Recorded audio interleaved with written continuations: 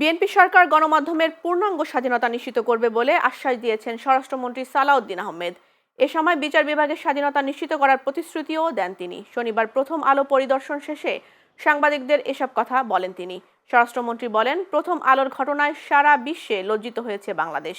ভুল বার্তা গেছে সবার কাছে বার্তা গেছে বাংলাদেশের সংবাদ মাধ্যমে যখন খুশি আক্রমণ করা যায়।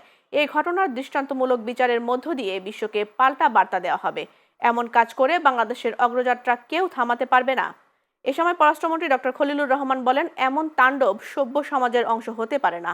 এতে দেশের সম্মান ক্ষুণ্ণ হয়েছে, স্থানীয় এমনকি কূটনৈতিক মহলেও। আপনি যে কথাটি বললেন দায় দায়িত্ব, সেই দায় দায়িত্ব এড়িয়ে যাওয়া কোনো সরকারের পক্ষে সঠিক নয়। এবং আপনি যে কথাটি বললেন যে এর সুষ্ঠু বিচার এবং দৃষ্টান্তমূলক শাস্তি এই ব্যবস্থা এই সরকার করবে, এই আশ্বাসটি খুব প্রয়োজন ছিল। দাবি হচ্ছে এর সুষ্ঠু তদন্ত হতে হবে এবং সেটার দায়িত্ব আপনাকে নিতে হবে। তদন্তের দায়িত্ব আমরা নিতে পারি, বিচারের দায়িত্ব বিচার বিভাগের।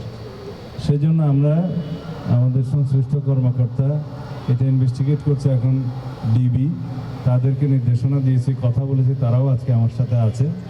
এখানে ভারপ্রাপ্ত কমিশনার ডিএমপি তিনিও আছেন, ডিবির এডিশনাল কমিশনার আছে, ডিবির চার্জে যিনি আছে, সবাই আছে। আমি তদন্তের অগ্রগতি কী সেটা জানতে চেয়েছি।